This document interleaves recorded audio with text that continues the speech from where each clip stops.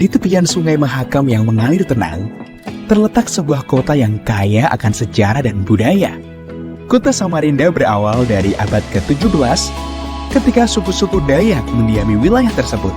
Pada tahun 1668, sekelompok orang Melayu dari Kesultanan Kutai menetap di tepi Sungai Mahakam, yang kemudian berkembang menjadi pemukiman Samarinda. Nama Samarinda berasal dari kata sama dan renda, yang melambangkan kehidupan masyarakat yang setara. Dengan lokasinya di tepi Sungai Mahakam, Samarinda berkembang sebagai pusat perdagangan dan transportasi. Pada era kolonial, kota ini menjadi titik penting dalam jalur perdagangan Kalimantan.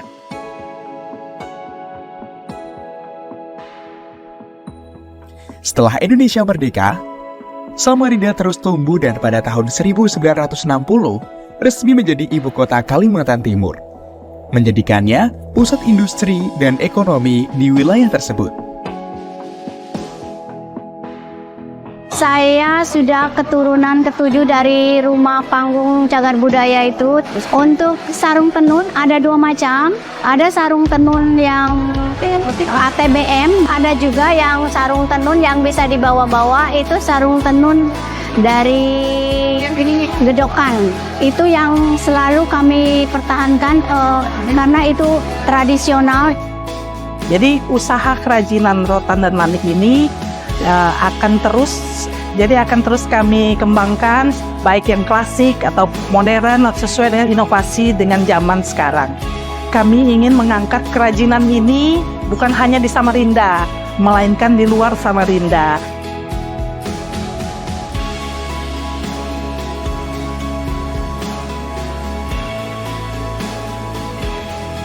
Di 2015, saya mulai membuka usaha jahit, berkembang, alhamdulillah besar, dan banyak pesanan. Kemudian saya menyediakan ready to wear, khususnya dari Wastra Kalimantan Timur.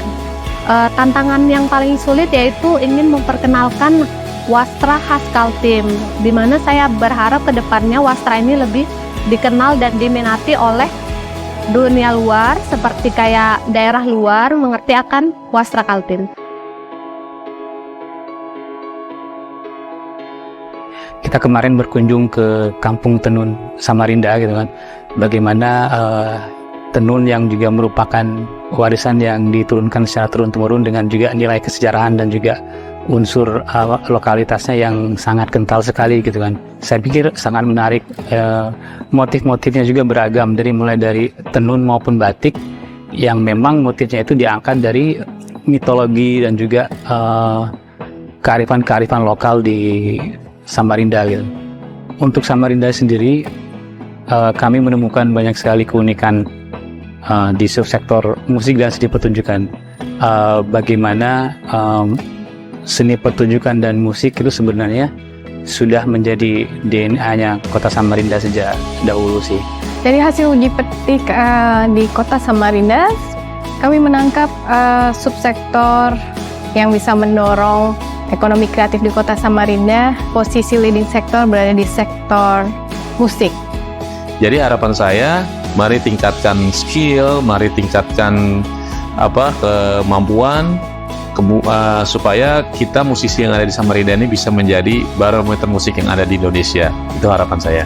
Rasanya sangat beralasan kenapa kemudian musik ditetapkan sebagai sektor ekonomi kreatif kota Samarinda, ya karena kalau sudah ada konser, pasti kemudian fashion, kemudian kuliner, kemudian juga kawan-kawan daripada event organizer, dan semua ini menggerakkan. Dan saya kira saya memberikan apresiasi kepada Kementerian Pariwisata, Ekonomi Kreatif yang sudah yang sudah membina, membimbing sehingga kemudian Samarinda sampai pada putusan menjadi kota musik. Untuk kota Samarinda, bersama-sama kita telah melakukan uji petik selama 3 hari, dan hari ini kita ada penandatanganan terkait dengan berita acara untuk subsektor ekonomi kreatif unggulannya, dan telah ditetapkan subsektor musik sebagai subsektor unggulan dari kota Samarinda. Dan kami berharap bahwa dengan penetapan subsektor unggulannya musik ini kota Samarinda akan lebih berkembang lagi dari sisi ekonomi kreatifnya dan juga bisa ikut berjejaring dengan kabupaten kota yang lain, dan juga mudah-mudahan kota Samarinda akan berkembang lebih pesat lagi dari sisi ekonomi kreatifnya dengan penetapan subsektor ekonomi musik ini, bisa yang lainnya itu bisa terus berkembang dalam kebersamaan di dalam mengembangkan ekonomi kreatif di kota Samarinda. Terima kasih.